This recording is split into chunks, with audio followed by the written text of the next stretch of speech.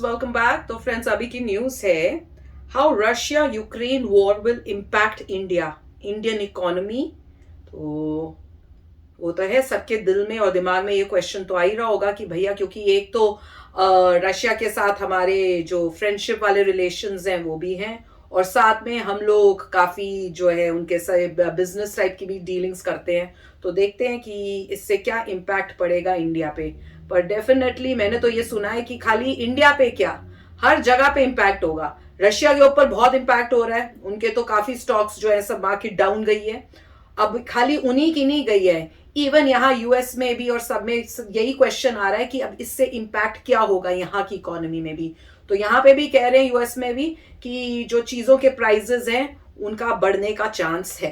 तो ऐसा कुछ ऐसी बात नहीं कि खाली रशिया पे इम्पैक्ट होगा, या क्योंकि इंडिया के रिलेशनशिप्स रशिया से अच्छे हैं तो शायद उस वजह से उनके ऊपर भी, इंडिया के ऊपर भी इम्पैक्ट हो सकता है। हर के वर्ल्ड के हर पार्ट में हर कंट्री को किसी ना किसी तरह से इम्पैक्ट होगा, किसी को ज्यादा किसी को कम। तो चलो फ्रेंड्स, वीडियो शुरू करते हैं और पता करते हैं डिटेल्स। वीडियो शुरू करने से पहले अगर आप चैनल पर नए हो और आपने अभी तक सब्सक्राइब नहीं किया है तो जल्दी से पहले सब्सक्राइब के बटन और बेल आइकन को क्लिक कर लो, ताकि आपको हमारे सारे न्यू वीडियोस के नोटिफिकेशन मिल जाए जैसे हम अपलोड करें। और अगर वीडियो पसंद आए तो डेफिनेटली लाइक एंड शेयर करना। तो चलो शुरू करते हैं। रशिया और यूक्रेन के बीच वॉर शुरू हो चुकी है। व्लादिमीर पुतिन ने बॉर्डर के उस पार मिलिट्री ऑपरेशंस कंडक्ट करके कई मिलिट्री फैसिलिटीज और एयर बेसेस डिस्ट्रॉय किए, और इसका इम्पैक्ट पूरी दुनिया पर हो रहा है। लेकिन इस सिचुएशन से हमें क्या फर्क पड़ता है? आफ्टर ऑल इंडिया यूक्रेन से 4000 किलोमीटर दूर है। चलिए आज के इस वीडियो में जानते हैं कि भारत पर यानी आप पर और मुझ पर इस वॉर का क्या इम्पैक्ट होने वाला है। तो इस वीडियो को एंड तक देखिए और अपने दोस्तों के साथ शेयर कीजिए, शायद उन्हें इससे हेल्प हो। क्यों और कैसे, ये आप समझ ही जाएंगे। इस पूरे सिचुएशन में भारत का क्या स्टैंड है, भारत ने किसकी साइड ली है और किस सिचुएशन में भारत का फायदा होने वाला है। यूनाइटेड नेशन सिक्योरिटी काउंसिल में इस साल 30 जनवरी को इस इशू के बारे में वोटिंग हुई and India abstained from voting. India ने कोई वोट नहीं किया, नॉट इन फेवर और not against it either. Bharat के लिए देखा जाए तो एक साइड पर है रशिया और दूसरे साइड पर है वेस्टर्न वर्ल्ड यानी यूरोप और अमेरिका। रशिया भारत का एक long term ally, 86% Indian weapons Russia से आते हैं। दूसरा साइड है यूएसए, जिसके साथ पिछले कुछ ही सालों में इंडिया के रिलेशंस अच्छे होने लगे। क्वाड के थ्रू हम नए स्ट्रेटेजिक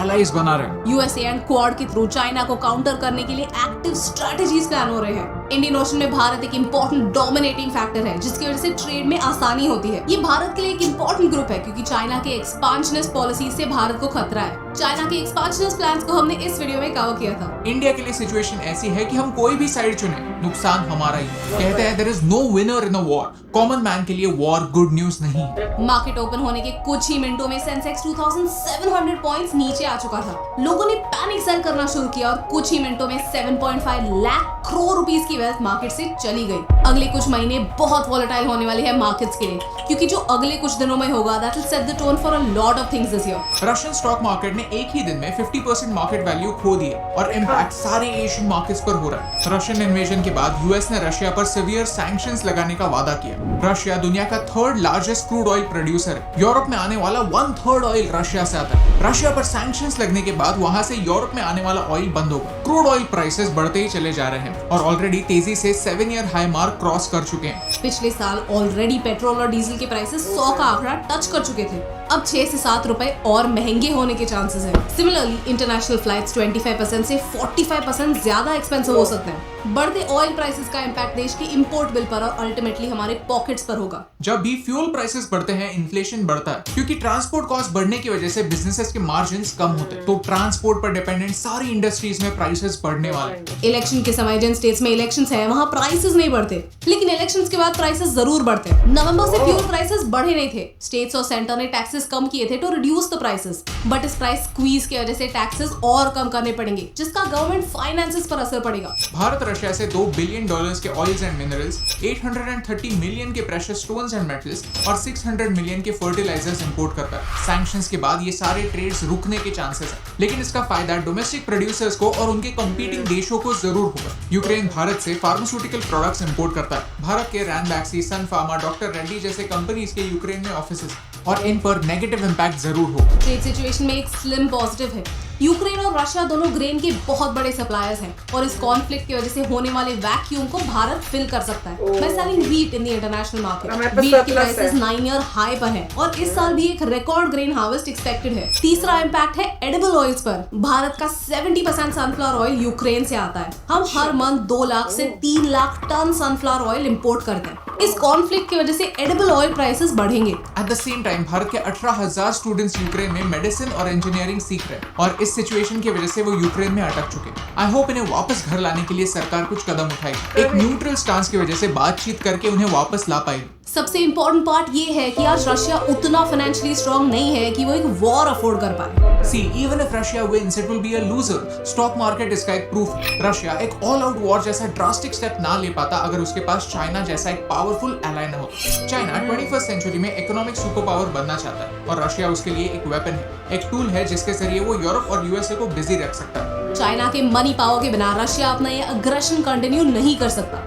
इस सारे सिचुएशन को दुनिया किस नजरिए से देखती है इस पर डिपेंड करता है कि चाइना ताइवान को कैसे ट्रीट करता है। क्या फ्यूचर में चाइना भी ताइवान को इन्वेड कर देगी? इसीलिए कई लोग वर्ल्ड वॉर 3 होने की बात कर रहे हैं। एक न्यूक्लियर वर्ल्ड में वर्ल्ड वॉर 3 एक वर्ल्ड एंडिंग डिजास्टर हो सकता है। लेकिन शायद ये Russia Ukraine conflict world war 3 नहीं, कोल्ड वॉर 2 जरूर हो सकता है। इन शॉर्ट, दुनिया आज एक नए वर्ल्ड ऑर्डर की ओर बढ़ रही है, नए एलायंस फॉर्म हो रहे हैं। सो लेट्स होप इस मसले का हल जल्द से जल्द निकले। अगर आपको इस वीडियो से कुछ नई बातें समझने में हेल्प हुई तो इसे अपने दोस्तों के साथ शेयर कीजिए, क्योंकि आपको चीजों का मतलब एक सिंपल भाषा में समझाने से मुझे फर्क पड़ता है।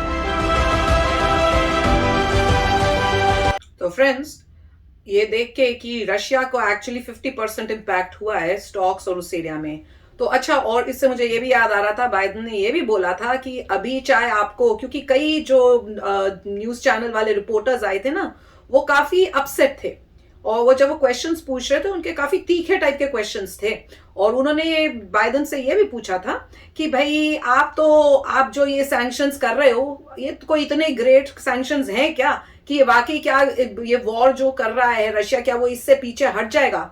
तो बाइडेन ने, बताऊं, ये कुछ गोलमोल नहीं किया था, मुझे वो बात अच्छी लगी। तो उन्होंने बस ये बोला कि नहीं, वो बैकआउट जो उसने करना है वो तो करेगा, पर डेफिनेटली आपको ये जो इम्पैक्ट आप कह रहे हो कि इमीडिएटली नहीं होगा। हमने जो सैंक्शंस किए, स्विफ्ट की भी पूछा था उन्होंने कि भाई आप स्विफ्ट जो है वो क्यों नहीं कर रहे हो, आप ये दूसरे सैंक्शंस क्यों कर रहे हो, खाली स्विफ्ट करो ना। तो मुझे याद आ रहा था कि हमने भी वीडियो में एक वीडियो की थी जिसमें कहा था कि स्विफ्ट करें तो बात बनेगी। तो उसके बारे में बाइडेन ने ये बोला था, कहते जो हमने सैंक्शंस किए हैं, उनका ये कहना था कि जो हमने सैंक्शंस किए सब मिलकर, जो यूरोपियन कंट्रीज के साथ बैठ के हमने जो डिसाइड किया और जो सैंक्शंस किए हैं वो स्विफ्ट से भी ज्यादा पावरफुल हैं। और अभी अगर आपको इम्पैक्ट नहीं दिखेगा तो आपको 1 महीने के बाद में फिर मिलूंगा, फिर देखेंगे कि इम्पैक्ट क्या हुआ है। तो इम्पैक्ट होगा, इंस्टेंट एकदम से तो नहीं दिखेगा आपको उसका रिजल्ट, आपको थोड़े 1 महीने और वेट करो, उसके बाद फिर से हम मिलेंगे, फिर आप मुझसे यही क्वेश्चन पूछना। तो वो तो है कि जो सैंक्शंस के उससे असर तो होगा और वो दिख ही रहा है कि असर खाली वहां ही नहीं हो रहा, हर जगह पे होएगा।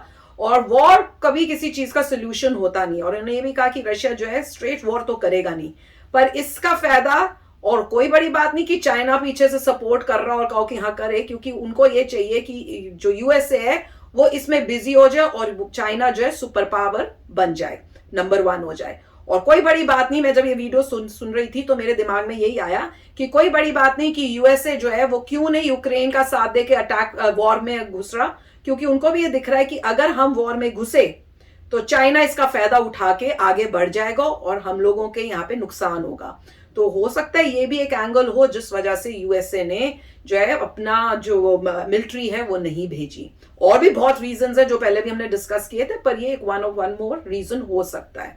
पर डेफिनेटली वीडियो बहुत ही इंटरेस्टिंग थी और बहुत मतलब दिख रहा है कि इंडिया के ऊपर भी इम्पैक्ट काफी होगा। कुछ पॉजिटिव भी हो रहे हैं, जैसे हम वीट जो है हमारा यहाँ से ज्यादा, कई चीजें हैं जो हमारे यहाँ से अब ज्यादा एक्सपोर्ट होंगी, तो उस एंगल से इंडिया को फायदा होगा, पर दूसरे एंगल से नुकसान भी होगा। एनीवे कि प्रॉफिट लॉस वॉर और ऐसी सिचुएशंस में सोचने का मतलब मन भी नहीं होता और बात भी ठीक नहीं है, क्योंकि जहां पीस हो वहां पे अगर थोड़ा नुकसान भी हो रहा तो चलता है, पर वर्ल्ड में पीस जरूर रहनी चाहिए। तो होप तो यही है कि सब सेटल हो जाए और प्यार से हो जाए। लेट्स सी अब आगे होता क्या है। तो चलो फ्रेंड्स, चलती हूँ, मिलेंगे नेक्स्ट वीडियो में बहुत ही जल्द। Till then take care and bye bye. तो अगर आप मेरे इस चैनल पे नए हो तो जल्दी से सब्सक्राइब के बटन को हिट करो और बेल आइकन को क्लिक करो ताकि आपको मेरा जब नया वीडियो मैं लगाऊं आपको उसके बारे में जल्दी से पता चल जाए।